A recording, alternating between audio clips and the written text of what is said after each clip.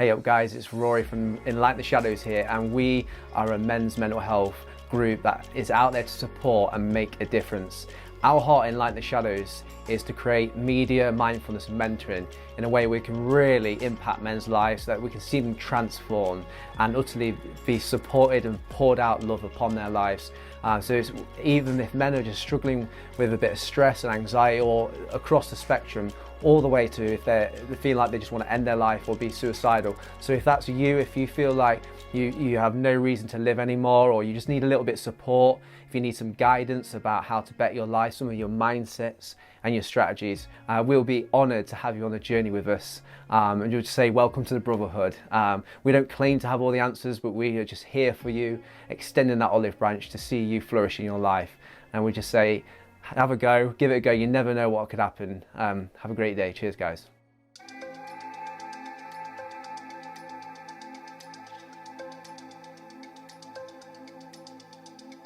Hey up everyone, welcome to Enlighten the Shadows. Today is episode 54. I have Tochukwu Okoro with me. Twitter, I know I keep saying it guys, but it keeps on delivering. This man, check his account out right after this episode. I'm going to put it on the screen for you. Here's his handle. His content is absolutely amazing. I've been searching and seeking around and networking, and it's just wonderful to see men stepping up to the plate, making something of themselves and to contribute to the world to make it a better place. And I love that, guys. So check out his account. But without further ado, you can hear him laughing. Here he is. Here's the man. Tochukwu, welcome to Enlighten the Shadows. How you doing, mate? I'm good, Rory. Thank you for having me on your show. Yeah, that's right, man. No worries. And thank you for getting back to me. No worries. You're not too far away. As we spoke just before coming on live, you're in Manchester. So first thing I'm going to say to you, what brings you to Manchester, and how have you got here in the UK, and what's your background, bro? Yeah, so basically I'm Nigerian and I came here for holidays. I should start school in a couple of months. So yeah, that's me. So you studied at uni? Yeah, no, I'm trying to do my master's now. All right, what's that in? Yeah, digital marketing. So I'm just trying to learn to expand my reach. Well, as you can see, guys, on his Twitter account, his reach is doing well, but the sky is the limit. So good on you, man, for pushing yourself. Thanks, man. Yeah, bro. And, you maybe give us some tips and hints, because I don't have all the answers, and we're trying to reach more men. As you know, I said before on camera, our heart is knowing that there are men online who are in the shadows that are suffering, and we want to reach into them. So if you've got any tips and hints, we'll do that after the episode, and hopefully you can hit me up. But yeah, mate. Yeah. Nice one. I come across your account, as I said, to the viewers, and I'm really curious to know more from you about really what is the growth clinic in your life, and can you share with our viewers like what started it, what stirred your heart up to do that and provide that platform? All right. So growth clinic started in 2021. So I had the Twitter account in 2020 to write content about writing, basically, because I am a freelance writer. So, and I opened this account in 2020. So, and I didn't do anything for about a year. So in 2021, I decided to start doing something meaningful with it. I didn't want it to be just an account that talks about writing. I wanted to share my personal stories and struggles with the world, and I started it in June last year. This month makes it a year. So I started in June last year and just started putting out my stories, the things I learned and I struggled with, because I feel like I had a troubling childhood. The childhood was really, there was a lot of potholes in them. So I just wanted to share all these things and see how many people I can help along the way. Then I read a lot. I read a lot of the book of Proverbs. I read a lot of books and all those things. So I just started to share my insights on everything I know, shared. And I noticed people started resonating with my content, asking me questions, bringing their life problems to me on my DMs, and I started helping people on the grand scale. I grew to 10K, grew to 20K, 30K, 50K, and today we are here. So it's been an interesting journey of sharing my knowledge with people. I'm still very young. I'm like 23.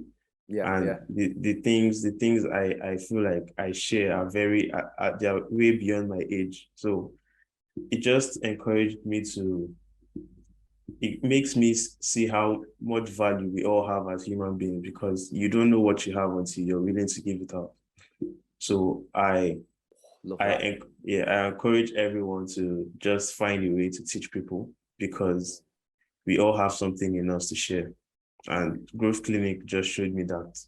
I didn't have this grand image of Growth Clinic. I didn't know today I'll be on several podcasts reaching out to people. I didn't know I'll start a podcast last year, but it has started, and it is a movement that has helped millions, that's reached millions of people. So I'm really thankful to God for giving me the confidence, basically, most of all, because it wasn't easy at first. Like, No, it's not, is it? yeah, it's not You easy. get proper nervous. It's not easy, like creating an account and sharing stuff on the internet. So what I did was I created an anonymous account.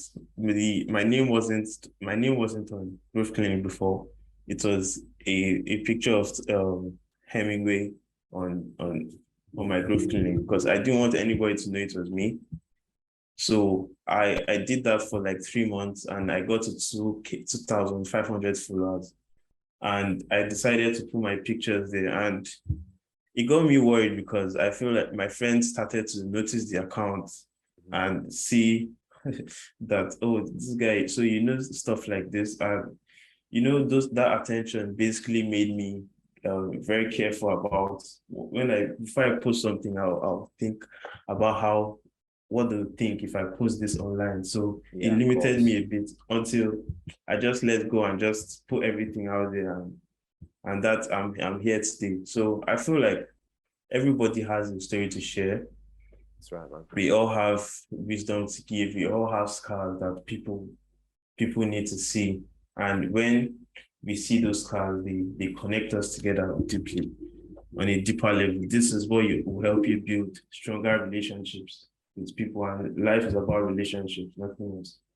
100% agree with you. And you mentioned a couple of really powerful things there. First thing I want to say is respect you, because you're like 10 years younger than me. But I don't think age sometimes can be a massive factor in terms of your depth of knowledge. Like the world's your oyster. Like you can invest in yourself or you can't. It's our choice. And I think it's wonderful that you've come of yourself of such stature at your age, and it's class. Like I love having deep conversations. I love it. Like really getting to the root of issues. And one thing you did mention was your childhood, and there's a lot of potholes, I think is the word that you used. Just for our viewers, because actually you did a thread on this, and it was about the importance of digging into your childhood, studying it. So can you share with our viewers, like you've mentioned potholes, maybe something about yourself, and then also really what's the why and the importance of a bloke watching this going, really, what are you on about? Why should I start going there?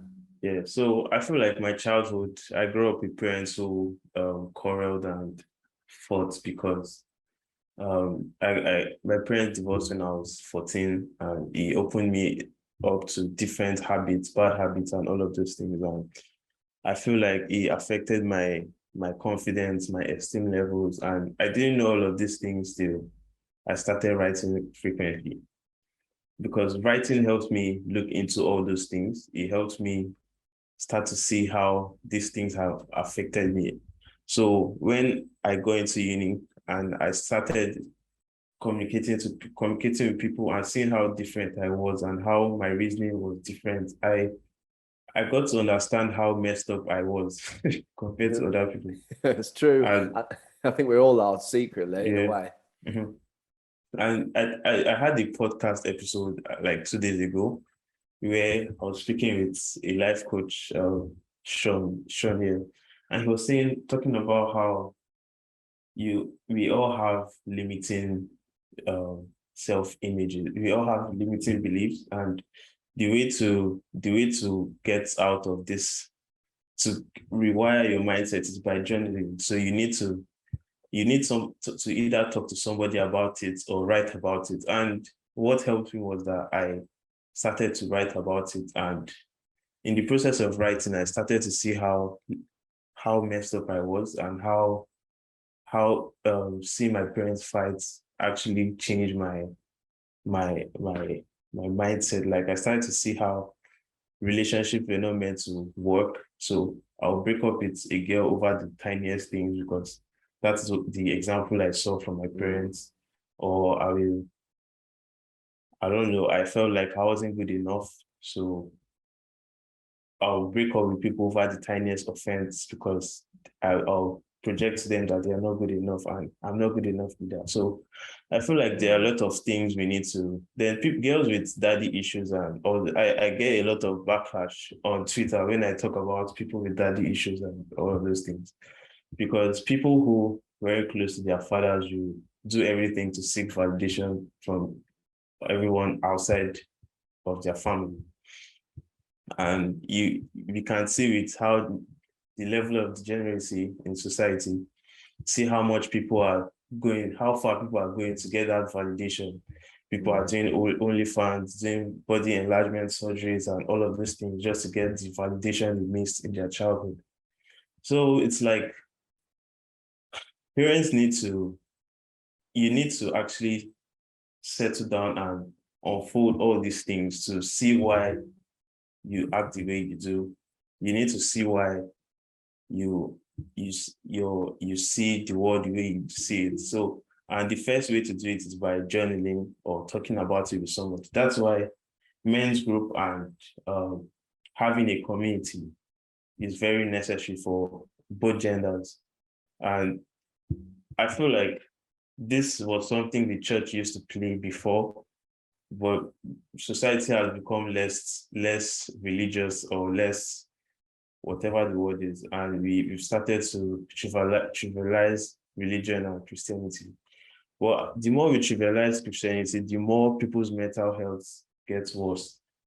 This is because there's no sorry, it's a very, we need to camp here, because you've mentioned, just before we go into this, you've mentioned some really good stuff. And I'm sorry to cut you in, because we'll go there about how societal transitions have happened, particularly in the West in the 21st century, and how we've turned our way, from our Judeo-Christian values, actually are the pillars of society, and it's in law and order, it's in all things. But we'll get there in a sec. But you mentioned two really good points there, which I want our viewers to really just, because you're bringing fire right now, and I don't want to miss what you said. You talked about invalidation and projection, and I think they're really, really powerful points to just quickly retouch on. Is like,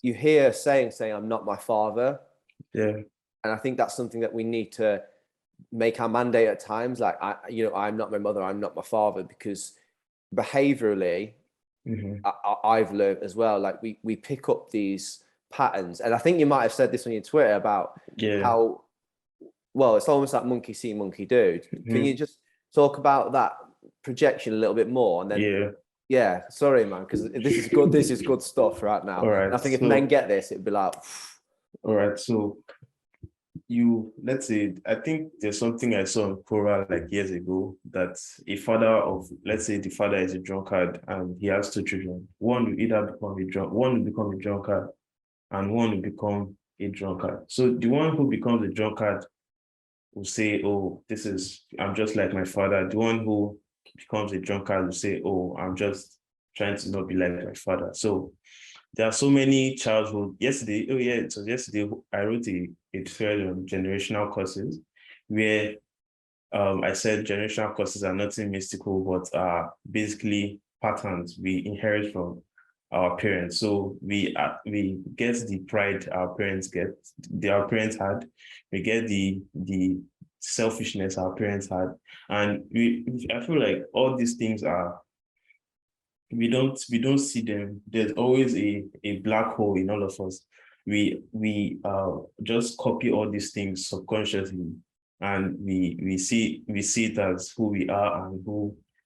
So I feel like that is the role journaling has to play. We need to And I feel like that's where traveling, that's why traveling is important, because you get to go to a new environment, and people will see you for who you are and not for your, I don't know how to put it, but they will see everything that your parents have gotten used to. Because if everybody is black, let's say everybody's black here, there's nothing special. But if somebody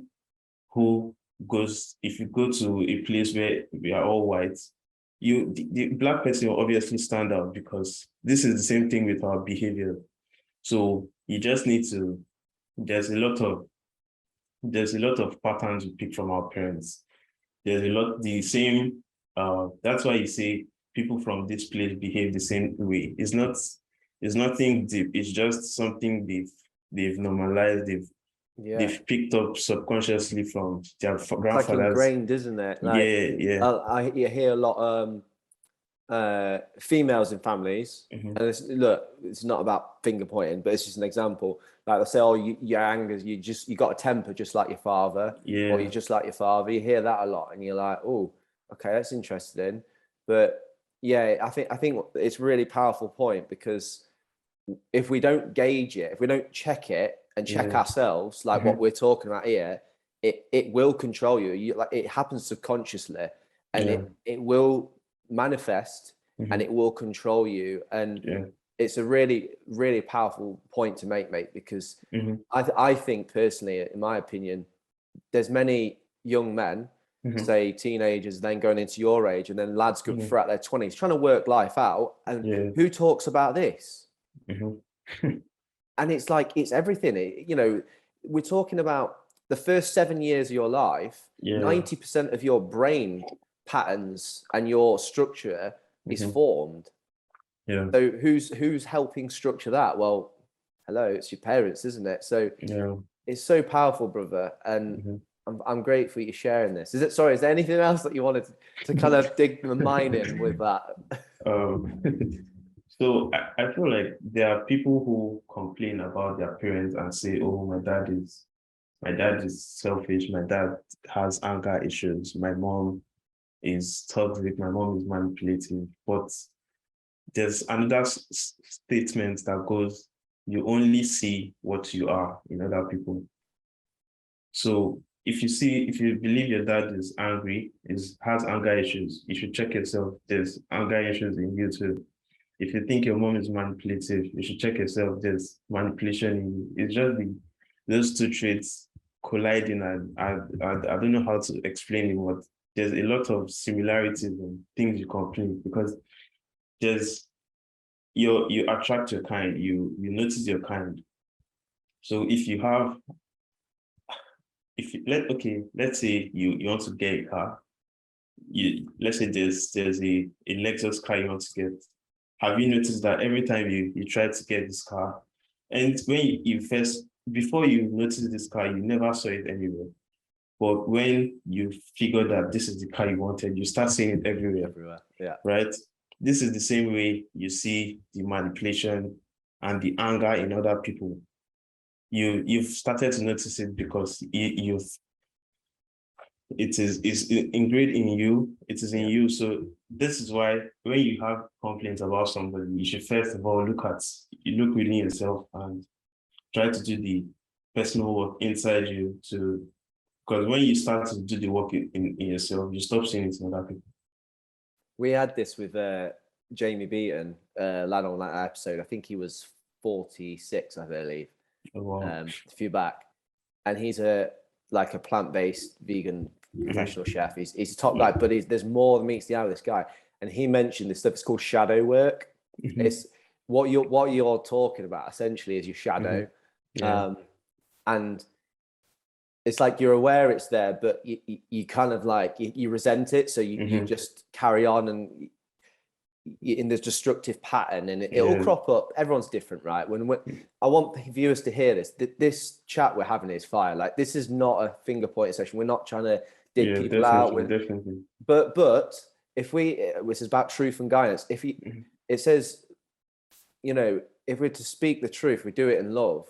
And if you truly love someone, right, you're telling the truth. We've got on our group, on our private chat group, we'll put it up the screen for any viewers who are struggling with mental health. Like, brother, as I was saying before, we're all about empathy and compassion, listening, letting them offload, validating how they feel. Absolutely. But there is a point where there are a couple of conversational times where someone will say something and it's in love. It's no one means harm on that group. And we've had a couple of people there and say, oh, what does he mean by that? And it's like, do you think he's on this group to criticize and hurt people? Or do you think he's saying something that might sting a little bit, but it's in love? Because, you know, if you're doing innuendos and subtleties and half truths, that's not love. That's just like deception and setting them up to fail. And we're not about that in Enlighten, mate. So I want to just pitch that to our viewers, because they're probably thinking, yo, you're going in, now you're bringing in the church, and it's like, whoa, too much. But I want people to really take this in, because there are beautiful things that you can pick out from the things that you're describing. And it's there for the taking if you want it. Like, I'm still working through stuff myself. But if it wasn't for my life defining moment where I came to a crossroads in June 2010, where, you know, the love, this is again, the love, like people, how they treated me and they acted, it was like Christians, people believe in God. And I was like, oh my gosh, this is crazy. I've never had anything like this before. And then you start getting confronted with these behaviors and these patterns that you've self-learned for 2 decades. And you're like, oh my gosh, what's going on? You know, you don't learn that in school. You get told what to do all the time. So yeah, man. You were going there. You were talking about how society we've kind of become, and that's, you know, it's our choice, absolutely. And there's viewers watching this that don't want anything to do with God, don't believe in God. That's great. Like, that's your choice. It's your free will, and that's a God-given right in itself. But can you explain, because you're starting to go there, about how we have turned our backs? What were you gonna kind of lay out? All right. So I was speaking with Reign of Men on my podcasts some months back, and we spoke about how men need communities and how, as a society, we need communities. So I feel like in the olden days, before now, the church was our major place of commune. Like, that's where you meet other men, other like-minded people with similar values. And since society has become, because aside church, the Bible says where two or more are gathered, there. So we can actually have a place of worship in our house with our family and other people there. So if the church, one thing the church does aside worship is it gives men a place to interact with other people, like a society. But society has started going, society is becoming very individualistic as time passes, and individualism is not good for human beings. We need a community, and when we have a community, that is when we can find out who we really are. So what we talked about was, you can't know who you are until you speak, and community gives you the opportunity to speak. Oh, so, yeah, I love that. Yeah. So it's like, if you're always on your own, this is when you start to feel depressed, anxious, and have a lot of mental problems, mental illnesses, I feel. So this is why I respect what you're doing now, like bringing, you said your community has 500. Yeah, 570 now, yeah. So where men have that kind of like strength, it helps people speak. It helps people speak out. It helps people share their ideas and find out who they are. I started Growth Clinic because I wanted to share something, and Growth Clinic gave me the opportunity to speak. We all need the opportunity to speak, to find out what is in us, what we need to share. So without a community, without having somebody to talk to, having a means to share your ideas and all stuff like that, you will basically be frustrated and start to feel depressed. We bounce off. We are energy beings. We are beings of energy. So being alone in a room for all your life or for days on end, it will drain you. It will drain you. That's right. So if you don't have a place to share your ideas and talk to people, you'll basically be a shadow of yourself. That's so true. You know, you talk about our group. It's a beautiful place. Like, there's lads and blokes from, you know, not just the UK, internationally. There's guys who have got so many different upbringings, backgrounds, different jobs. They're in different cities, different parts of the country as well. And, you know, the things that they share, I can't commend them enough. Like, you know, it took a lot of work. Like, you know, it was a good year of me just chipping away, me being vulnerable, me sharing things, and just kind of like encouraging in that environment and make that community where it's like, lads, look, this is exactly what this is for. It's so that world that's out there, that's really hard. And, you know, you talked about it, those doubts of confidence and what will they think, what will they say, sabotages you. Whereas in this community, it just doesn't exist. Like, we just say it. And I know there's blokes who are on the group who still feel that way, and that's okay that they do, but we're just going to keep chipping away and keep moving together so that they do rise up. And when they do share, I've had blokes, I can't say names, but blokes who I know confess to me that they wanted to share on the group, and they were about to type it out or have typed it out, and then they just didn't post it. So everyone's on different, like, streamlines of this track of life, per se, different lanes, and that's okay. But I think if we don't confront these things we're talking about, you know, community, your childhood, even emptiness, like, I think you talked on isolation, but can you touch on emptiness? If there's guys watching this who are empty, because you can be busy, right, and you can be empty. You can appear happy, but you're empty. Can you just share a little bit with viewers that are struggling with that? All right. So there's people who have everything, have a 6-figure salary, and they drive BMWs and all the nice cars and have a nice home and everything, but there's still some sort of emptiness in them. This happens because they are all work, and everything about them, their life revolves around work, and there's no passion project. I call it passion project because if you have your passion project, what it simply does is it helps you see, let's say your world is gray, it's black and white. It helps you see purple and green, yellow, and all those nice colors and those things. So that's what your passion project does for you. It can be something like traveling, writing, and something as basic as that. And I feel I've written something about this in my thread where I said the 3 keys to happiness are something to do, someone to love, and something to look forward to. So if you have something meaningful to do, like, everybody needs to feel like they are contributing to the world, and this is where your passion project comes in. It doesn't have to be anything deep. It can be as simple as knitting, or as simple as drawing. As long as somebody says, "Oh, nice art. Oh, nice. This is nice." It gives you a form of gratification. It gives you a form of excitement. It gives you a form of happiness in that instant that, oh, you're doing something that makes somebody's life better. We all need that.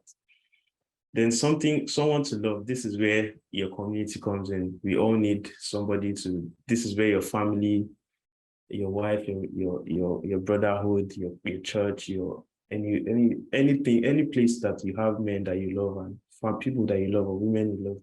Also, a family, basically, we all need that space and something to look forward to. We, as human beings, we all need hope. We all need hope. Is very necessary for our happiness. So just imagine you're going on a vacation next 2 weeks. You're very excited that, oh wow, next 2 weeks, I can't wait, 40 more sleeps, 30 more sleeps, 14 days to go, like that. And when you have something like that, like a hope for tomorrow. It gives you a form of happiness. I feel in the people during the slave trade era, when they were picking cottons, they didn't have any hope, but that community and a belief that one day they will be free from picking cotton gave them the hope to wake up the next morning. And so as human beings, we need all this. We need hope. We need someone to love, and we need something meaningful to do. And when these things are present, we will stop feeling empty. Another thing is the people you surround yourself with. So there are people who are in families where they say, "Oh, you're not good enough." They always compare it to your siblings, or you have friends who limit you when you share your ideas with them. They tell you this isn't good enough. These things make you feel like you're not good enough. When you go back to your corner and think about yourself, it affects your self-image, and it furthers the emptiness you feel in yourself. So having a group of people who is not about, this is why the most famous people can feel empty. Like the superstars can go back home to feel empty because they don't have that inner circle. They have the quantity of friends, but they don't have quality, right? So you need people who will look at you and tell you, "Oh, this is good. Your idea makes sense. You're smart." And we need that love and gratification from people like our family and all of that. So when you have all of that in place, you can't feel empty. You just need, it's about people, about doing something meaningful, and about hope. Definitely. That's one of the biggest toolkits that I use in my approach of basically keeping men alive, because that's what we do. We've kept many men alive, and I don't say that pridefully. It's facts, like we have, and we're so grateful for that space to do that, the privilege to be that part of the jigsaw in their life. And so some would argue it's a large piece, but I think that all equal pieces in someone's tapestry of their life. And I use hope all the time, bro. It's just massive, like something to look forward to, 100%. Like, and it's not about redirecting, like almost like a distraction mechanism to say, "Oh, it's not, don't worry about how you're feeling right now. Look. No, it's like it's the whole parcel. It's about validating in that space, that time, more than anything else, what they feel. But it's also them the reassurance with, no, you're gonna be. I love using this phrase. I can't imagine how, and it's not. I try not to make it plastic where I'm just recycling all the time, but I cannot imagine how you must feel right now, but I'm telling you right now, you're gonna beat this. You're battling. You're in a battle. And you're really rock bottom, but you will beat this. I'm telling you. I'm living proof. Like if I can beat this, you can too. And just like that fiery passion, man. People need to know that. Speaking that life into their being. Like you mentioned, we're energy, and people need that hope literally spoken over them, because as I said earlier, the world's a tough place, brother. And people are saying things all the time, and more so than not, I would argue, it's not positive, and it's very competitive, and it's very instantaneous, and it's like, whoa, it's tough on people. Another reason why I think there's ill mental health, I think our generation, meaning me and yours particularly, it's so instant. Like, we struggle with hope. We don't understand hope, because actually hope is an assurance of things that are not yet seen, right? You know what I'm talking about, Hebrews 11. But it's the truth, because it's an assurance in your heart, knowing that you haven't seen it, you haven't touched it, you haven't smelled it, tasted it, but it's over there somewhere. But I just believe it. And people just think, "Oh, I need this now. I'll get that here. Oh, they've got that," or like, for example, I've been going at ENLIGHTEN for since May 2020 on my Twitter account, right? I've got, and this is the point is not about followers, but the point is about people having instantaneous and comparing, and then they don't have hope. You're on what, 50 odd K? Bro, I'm on 800 and something. I'm on 870 something. Now, you could argue, you're not quite doing it this way or not doing it right. Yeah, I'm open to keep growing. But the point I'm making is, I could look at you and go, hold on a minute, I'm literally keeping people alive with my work and my team. And yet we're still not even on 1,000 yet. And we'll be going 2 years.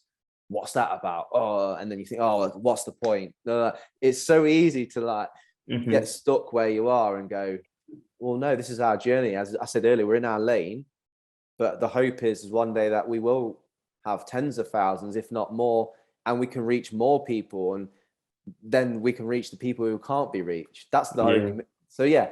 Sorry, I went on a tangent. I would like to add this too. I feel like people who, let's say you feel sad now, it's okay to feel sad. It's okay to feel unhappy. It's okay to feel low. And I feel like it's a lack of hope that makes people see their sadness as it. And you know how you said, oh, that everything is instantaneous, and in this generation, we are very instantaneous, and yeah. So when you feel sad, you feel like this is the end of the world and your life is miserable. But when you have hope that it's okay to feel sad, I won't feel sad tomorrow, I'll feel better tomorrow. This mindset makes you stronger. It strengthens you to see that what you feel now is only temporary, that tomorrow this sadness will not be there. It will get better tomorrow. So that hope is something we all need, and it's okay to be unhappy. It's not a bad thing to be sad, and that's why everybody is after being happy. We are all particular about chasing happiness, but imagine how miserable you'll be if you're always happy.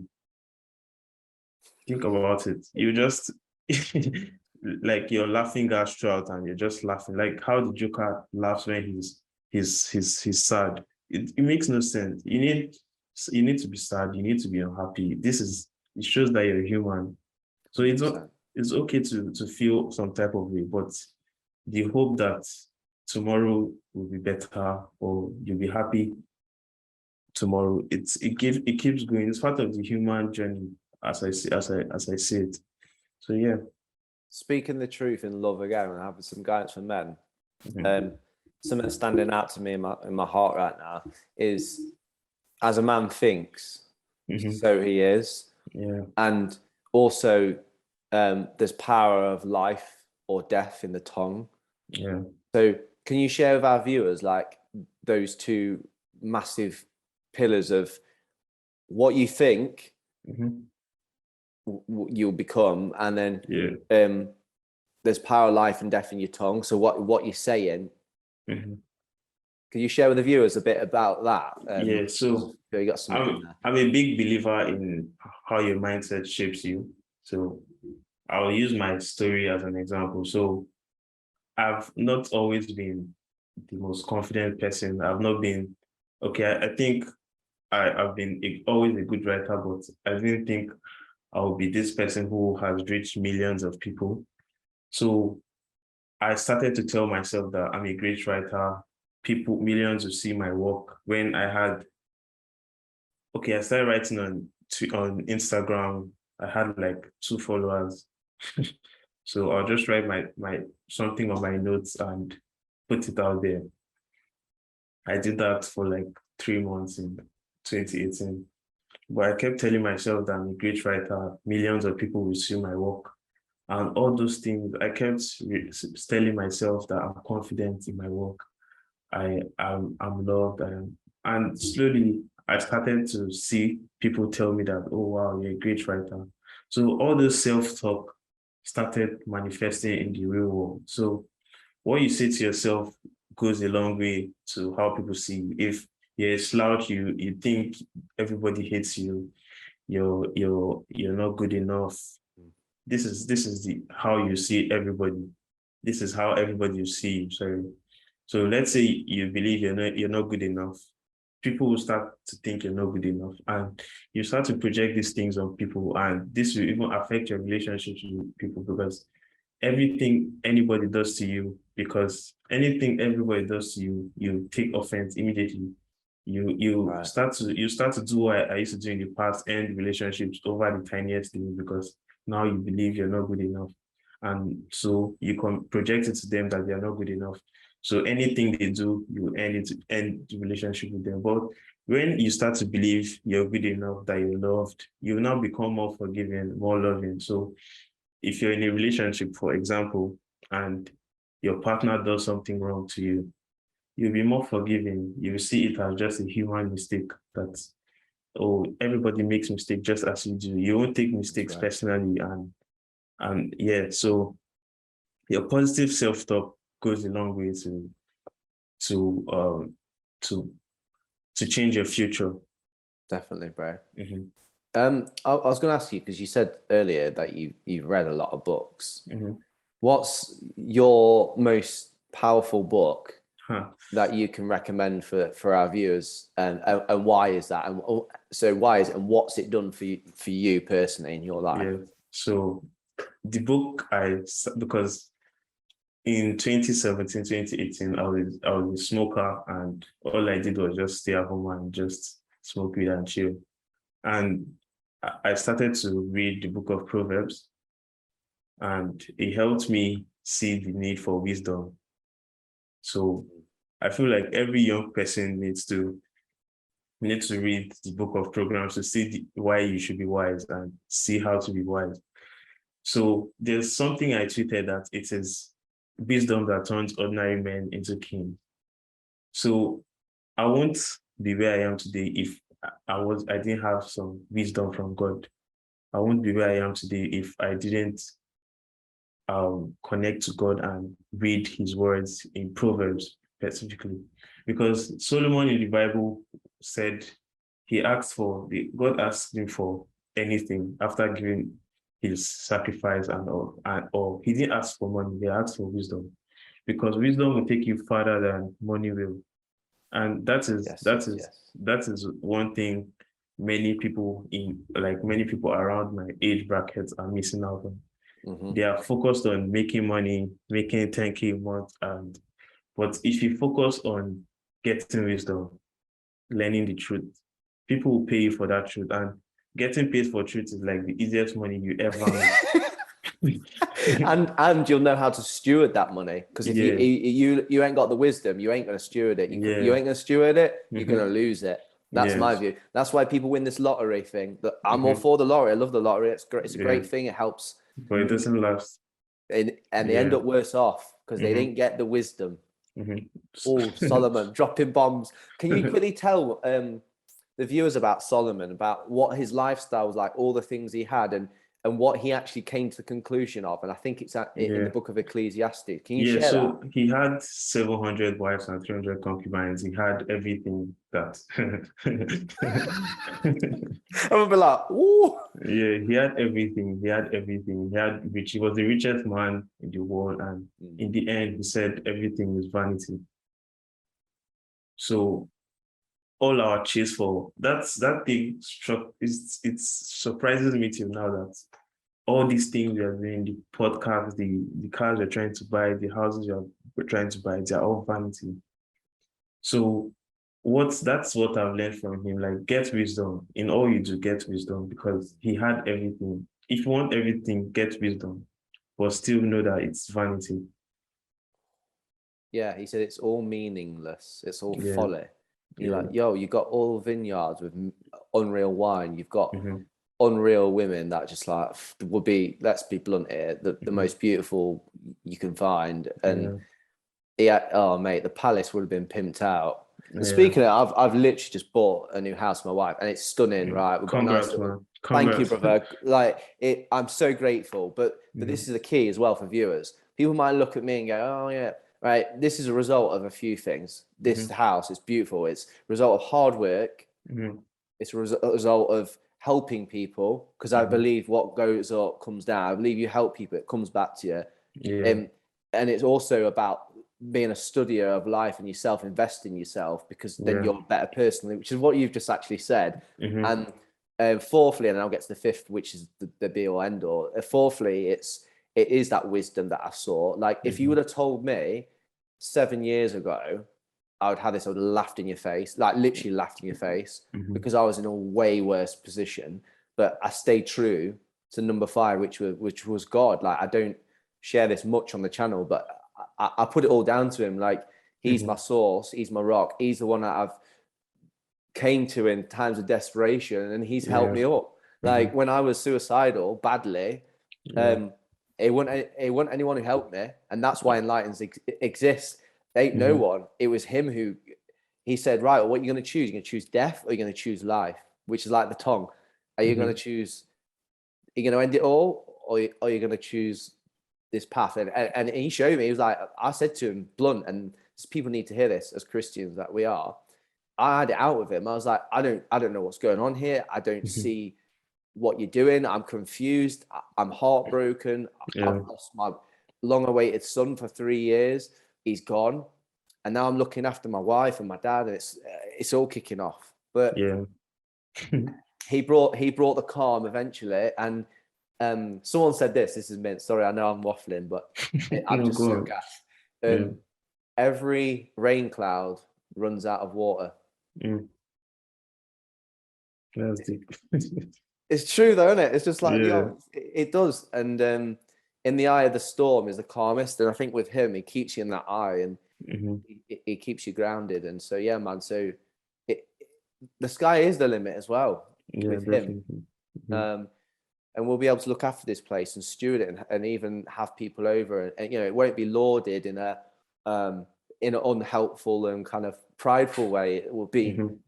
It's that wisdom we're tapping into. Yeah, we all need wisdom, man. Every day.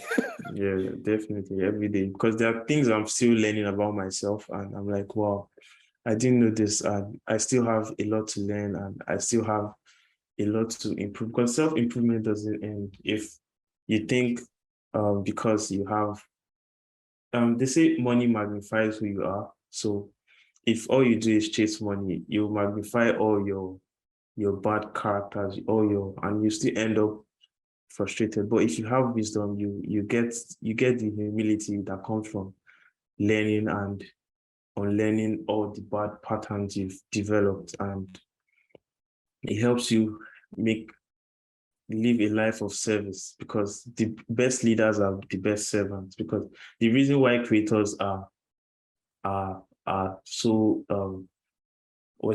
so adored today, or so glorified basically today, is because of how they devoted their life into service of other people. And if you use your wisdom if you search for truth, your search for truth is just to help people, basically. The preachers are people who search for truth in the scriptures to help other people. So that's I feel like that's the point of life, or my life right now, to do all I can to get as much truth as possible to help people, because that's like the only meaningful thing for me right now. Because what's the saying? You shall know the truth, and the truth shall set you free. It will set you free. That's where it's at. Bro, before we finish, I've got to have one more nugget from you of wisdom in your experiences and what you feel. Our Enlighten the Shallows question is, if there's a bloke watching this who's made it this far, who's gone flipping heck, this God stuff's intense, but it is intense, and it's good intense. And if it's put people off, then that's a shame, because it's not for them at the moment, and that's cool. But there's a guy who's watching this, and he's beside himself. He just doesn't want to be around anymore. He wants to take his own life. Can you give a small bit of advice for him? Yeah, so this is for the person who wants to take his life. Or my truth is, it does get better, because I was in a way worse situation years ago, but it does get better. You just need to kill your ego, most of all, and just learn and make learning a habit. Just try to learn, because learning is through learning that you can grow. Because you feel low, you're at the best point to grow, because you want to commit suicide because you feel like nobody cares about you again. The world is hopeless, and people have like shoved you aside. And when they've shoved you aside, that is when you have the most focus to grow, learn and grow. And this is your advantage. I know you might not see it as an advantage, but it's an advantage because it helps you to get away from the noise and learn and grow. So find as much truth as possible, find a community, find a way to serve people, and you'll be fine. It's all about service. It's all about service. Find a way to help people with something you know. And life will start to look meaningful again. Like I said, the keys to a happy life are something to do, something meaningful to do, have something special you're contributing to the world, someone to love. It can be your girlfriend, a community, your family. Reconnect with those people, and something to look forward to. Have the hope that with all these things you're doing, tomorrow will be better. And once you have this mindset in you, it will surely get better tomorrow. So yeah. That's really good, man. I've never heard that described that way. And people are like, what, my ego? What you what? I'm in a bad place. It's like, well, okay, let's pause with it. But you know, you might be isolated, so grow, like read, you know. It's massive. Love the unlovable. Like if you go, well, I haven't got around, I'm not around anyone, that's absolutely fine. You know, we don't understand that, like that's where you're at. But there's unlovable people out there. There's the homeless. There's, you know, there's the soup kitchens. There's all sorts. So yeah, that's good advice, man. I like that. There's this book I read some years back, The Alchemist. Have you read it? Not The Alchemist, no, but I have heard of it. Yeah. Yeah, it just talks about how everything in your personal journey helps you to go to the next phase of your life. Like everything is destined for, like everything is predestined, and the fact that we are here today is predestined. The fact that you're feeling suicidal is predestined. It just means that it's leading you to the next point in your life. So The Alchemist basically just helps you understand that this isn't the end of the road, that the fact that everything is bad today is just helping you see that once you get out of this place, you can now bring other men out of this suicidal place. Right there, like, that's exactly what you're doing now. So it's destiny, man. Come on, that's the jackpot. Right there, that's the jackpot. It's like, it serves a greater purpose. Like it can't end here, because really the truth is this: if it ends here, it doesn't mean anything. It doesn't make sense. There's no truth in that. The truth is in the greater purpose that's yet to follow. Oh, mate, and that's the hope you talked about. Come on now, we're giving it them. If they don't like this, I don't know what to do. Well, yeah, thank you, brother. I've really enjoyed talking to you. And just for the viewers, coming up on the screen right now is Tochukwu Okoro's social media handles. And we mentioned about the Growth Clinic too. So on the screen also, we're just going to put up for you his Growth Clinic site. So he'll have his podcast and that, guys. Check it out. Subscribe as well. He's got a newsletter. I actually subscribe to that. And I don't subscribe to newsletters. Thanks, man. You are the number one. So genuinely, I don't do newsletters and emails. I just get spams eventually. But I have subscribed because I believe in your content, and I mean that.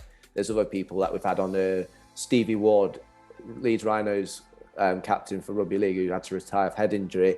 He did a quality episode, Power of Purpose. You would love that one. I think it's like episode 28 or something like that. And he's got amazing group community called Mentality. And I'm part of that. I need to get back on that more, but I still pay a subscription because I just believe in it, for sure. That's what we're about, bro. But yeah, guys, this has been episode 54. Coming up, oh my gosh, I have met a firebrand of a woman, Julie Foster. I met her at a wedding a few weeks back through my wife and her contacts. My gosh, Julie Foster, this woman is fire. She just started dropping bombs. We went over to them, we found out, I don't want to spoil it, and she started saying these things, and I was like, yo, let me write this down. I was writing things she was saying, and then we were just talking more, and it, like Tochukwu was saying about destiny, it is destiny. So check out the episode that is coming out next. But guys, thank you. Make sure you subscribe to the channel. We want to reach more and more men, and they are online and they're suffering, and we can't let it be. We've got to shine a light on them, give them some love, give them some truth. So see you soon, guys. Thank you.